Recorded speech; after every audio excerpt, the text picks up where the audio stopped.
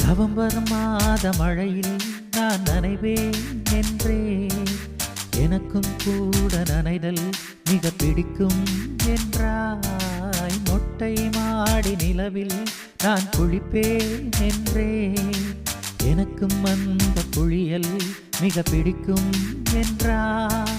சுகமான குரல் யார் என்றால் சுசீலாவின் குரல் என்றே எனக்கும் அந்த குரலில் ஏதோ மயக்கம் என நீ சொன்னாய்.